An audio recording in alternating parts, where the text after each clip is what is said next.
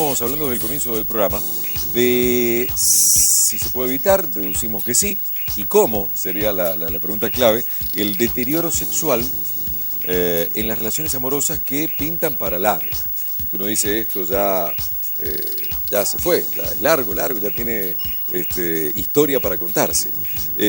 Pero lo que correspondería preguntarnos, doctor, primero es ¿por qué se deteriora ese componente sexual en las parejas? Algo por ahí hemos dicho algunos viernes atrás, ¿no? Pero me parece que conviene repasarlo. Bien. Cualquier relación en la vida va pasando por diferentes etapas. Sí. Y dentro de esas etapas, obviamente uno pretendería que quedara en la mejor parte de la etapa. La verdad es que esto es imposible. Lo que uno tiene que entender es que los cambios que van a ir habiendo van a ir acompañando cualquier aspecto de la relación. Sí. Sea el aspecto comunicacional, sea el aspecto sexual o sea el aspecto del compromiso. Nosotros hemos hablado que consideramos amor con esas tres componentes, el amor a largo plazo. Sí. Y en general, Coco, fíjate que uno ve muchos avisos, muchos trabajos, entre comillas, científicos, sí, de que el secreto para mantener esto es tal cosa. Como si ahí está la panacea, el elemento que te va a decir esto que nos preocupa, ¿no? Porque decir, bueno, mágica. Esta receta mágica, ¿no? Y no hay recetas mágicas. Ahora, ¿qué es lo que uno tendría que ir mirando? Primero, que los trabajos grandes, en cuanto a cantidad de casos, sí, son los que se presentan en los congresos. Porque en la sexología, en la sexualidad, hay mucha cosa mediática que por ahí impacta, pero que de repente no tiene seriedad. ¿Sí? ¿Seriedad por qué? No por el trabajo en sí, sino porque a veces son trabajos realizados dentro de una universidad, en un contexto totalmente distinto, con 40 o 50 casos que no se aplican. Entonces, yo diría que una de las cuestiones básicas es entender que cuando hay algo serio, uno lo presenta dentro de un congreso internacional, se expone a la crítica de los colegas, intercambia, se nutre, y en general esos trabajos, yo te voy a referir a uno que se presentó en el Congreso Mundial de Salud Sexual en Porto Alegre el año pasado.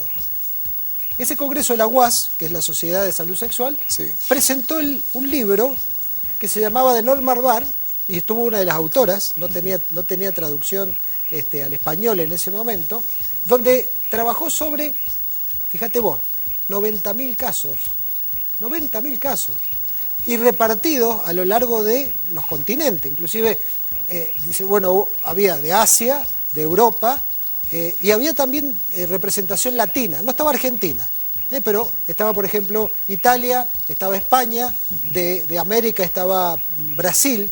Es decir, es una muestra bastante interesante. ¿Con problemáticas similares? Claro, lo que se preguntaba era esto. ¿Cuál es el secreto de las parejas felices a largo plazo? La pregunta del millón. Sí. El que nos está escuchando dice, uy, sí, a ver qué está diciendo ahí. Y uno empieza a entrar por el lado de la sexualidad. Por sí, eso vos planteaste el tema del deterioro sexual y el deseo sexual. Fíjate que cuando empieza a hacerse la tabulación, las primeras cosas que aparecen son lo que ellos llaman demostraciones públicas de afecto. O sea que lo que mantiene a las parejas felizmente estables durante largo tiempo, lejos de pensar lo que uno tendería a pensar que sí, es el elemento de la sexualidad directa, el primer elemento que aparecía era demostraciones públicas de afecto. Tomarse de las manos, besos espontáneos, demostraciones públicas de cariño, nombres, ellos le llamaban pet names, o sea, nombres de animales, en realidad hablamos de los diminutivos, sí, es decir, abrazos, el beso fuera del beso sorpresivo, no el beso social. Y por supuesto venía después el tema de las relaciones. ¿Qué sucede? Que cuando una pareja va teniendo las relaciones sexuales directas, ¿no? Sí, todo el erotismo indirecto y todo, digamos, ese componente del afecto, lo que hacen es nutrir más el deseo. Ese deseo en las parejas de largo plazo quizás no tienen la frecuencia que va a tener una pareja joven. Seguramente, pero eso no es amenazante. No es amenazante de la misma manera que no es amenazante, y esto creo que es muy importante conversarlo con los varones, que tenemos esta idea de metida en relación a la frecuencia. Claro, la frecuencia es lo salvador. A la frecuencia coital, digamos, ¿no? Y a la cantidad de posiciones, qué va a pasar. Sí. Bien, La verdad es que cuando empieza a ver las variaciones lógicas, pasado los 40, los 50, y estamos hablando aquí, no estamos hablando aquí del tema de enfermedades. Ya vamos a tener un programa para hablar básicamente de qué pasa cuando hay enfermedades. Aquí estamos hablando básicamente de que no hay enfermedades graves o crónicas o invalidantes. Ajá. En este caso, lo que uno tiene que ver es que la sexualidad, el deseo, el erotismo, va acompañando las variaciones lógicas de la vida. Es decir, si vos a los 20 años te comías una docena de empanadas, probablemente sí vas a sentirte un poco pesado, pero al día siguiente estabas para comerte una otra cantidad de empanadas o lo que fuera. Cuando va pasando el tiempo, seguramente ya no son 12, sino que son 6, y a lo mejor después van a ser 3 y vas a tener que tomarte un digestivo o vas a tener que tomarte un té digestivo. Con la sexualidad, con el erotismo, va pasando lo mismo. Entonces, esta cuestión, yo diría, absurda, de que esto no va a cambiar, tiene que ser siempre pum para arriba, que nos intentan vender los medios, la verdad que no es así, ¿no? Lo dijiste ahí metido entre líneas, pero yo sé que hay muchos, sobre todo varones, no sé porque no estaba hablando de estos temas entre chicas, pero he parado la oreja así en charlas de varones, amigos, y hablan mucho de las posiciones. Ajá. Cosa que les preocupa mucho. ¿Es eso? ¿Tiene que ver? Digo, el tema de innovar o de dejarse llevar por un dibujo que vi, o el famoso, el Kama Sutra y demás, ¿es motivante y es que predispone a una relación larga y duradera o no? La verdad... Jueguesela, doctor. La producción acá me dice que las mujeres también hablan. Jueguesela, doctor. Está preocupada con él. A ver, en un momento determinado, las variaciones en cuanto a las posiciones pueden ser interesantes. Ahora, dentro de eso, sigue siendo el mismo estilo, posición más, posición menos, lo que está puesto todo en lo coital. Porque fíjate vos que en eso está más relacionado a esa forma de hacer el amor, que cuando hay una dificultad a nivel eréctil del hombre, ¿qué pasa? O cuando hay una dificultad a nivel, yo diría, de vaginal de la mujer, ¿qué sucede? ¿Qué hacemos con las posiciones? ¿Dónde guardamos todo esto de las posiciones? Es decir, estamos hablando de pareja a largo plazo, lo cual no significa que en alguno de los momentos algún determinado tipo de juegos y de variaciones, que cuando yo hablo de juego, no estoy hablando de las posiciones, estoy hablando de todo el componente del erotismo. Y a esas mujeres esos varones que vos decís que te están preguntando, yo les diría esto: pregúntenle a una mujer que ya pasó sus 10, sus 15 años o 20 años de una relación de pareja, si realmente lo que más le interesa es ese intercambio de posiciones solamente, o está buscando algo más dentro del erotismo. El problema es el siguiente: como se habla muy poco del erotismo, hemos dicho ya varias veces que este tipo de columna favorece que la gente se aproxime, llame, pero porque hay una terrible necesidad de hablar en serio del tema erótico y del tema de pareja.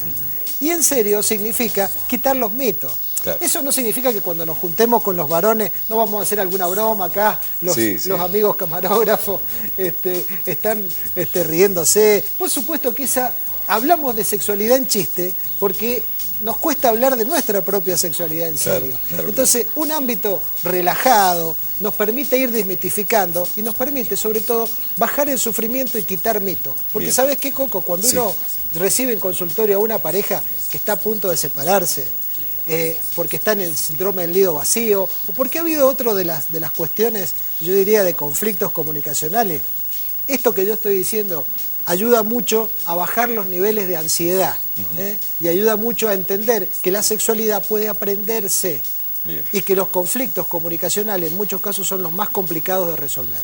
Tengo una pregunta sobre eso que acabas de decir, pero necesitamos una voz femenina en este momento, tanto hablar de hombre-mujer, mujer-hombre. Majo, por favor, contanos de esa llamada que recibiste, por favor. Sí, Coco, se comunicó con nosotros Dora de Guaymallén. Ella dice: yo creo que la pasión sí o sí se va muriendo en las parejas. Y con el correr del tiempo, a lo largo de los años, eso se transforma en compañerismo. Lo que ella quiere saber es si lo que piensa, su teoría, es correcta, ¿no? Pregunta: ¿siempre se pierde? ¿Es así? Bien, ¿siempre se pierde? Dora de Guaymallén. Interesante la Gracias, pregunta de Dora, ¿no? Jueguesela, doctor. No, pero la vamos a jugar como siempre. La pasión es un elemento dentro del amor Sí. y tiene fecha de vencimiento, porque ya lo hemos mencionado en muchos Qué momentos. feo eso que acabas de decir, Miguel. No, pero puede sonar muy feo, pero el mito del amor romántico dice que vamos a ser pasionales toda la vida. Ajá. Y en base a eso lo que hacemos es exigirle al otro Sí. una pasión que lo que termina haciendo es cómo hace para cambiar bioquímicamente lo que uno siente en la pasión. La pasión, el enamoramiento, tiene que ver con componentes químicos que agotan el cerebro y que a lo determinado tiempo van cayendo. Esto no implica que no haya reenamoramientos parciales, que no haya momentos en los cuales sube. Ahora esto de ninguna manera es amenazador. Ella dice que va pasando para el compañerismo. Yo digo lo siguiente. Quizás sin pasión puede haber un muy buen erotismo y puede haber un muy buen elemento de placer en las parejas a largo plazo. Solamente que si yo creo que el placer es como una receta que debe tener siempre los mismos materiales, y revuelvo y hago siempre los mismos materiales, eso va generando hastío. Por lo tanto, variar, como hace nuestro amigo Nico con la cocina, usar con la cocina, me asusté. No, estoy hablando con la cocina. Lo demás no sabemos. Con la Y en cocina, todos los con los rubros, ingredientes, Ah, es una buena forma Nico andaría de bien. renovar. Anda bien, Nico, entonces. No lo sé. Yo lo En que la digo cocina, es sí. la cocina. Después te Digo, cuento.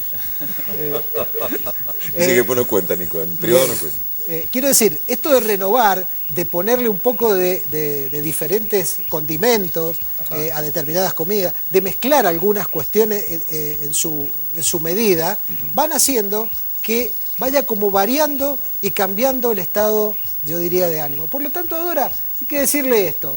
Vamos a ver si eso es solo compañerismo. A lo mejor lo que hace falta es a ese compañerismo agregarle algún poco de aprendizaje erótico, algún poco de pimienta y no pensar tanto en el tema de la pasión, ¿no? Bien. Porque, a ver, la pasión es algo que nos inunda. ¿Y cómo hago si yo estoy apasionado? ¿Y cómo te inyecto pasión a vos? Lo único que puedo hacer es trabajar el erotismo en Bien. conjunto.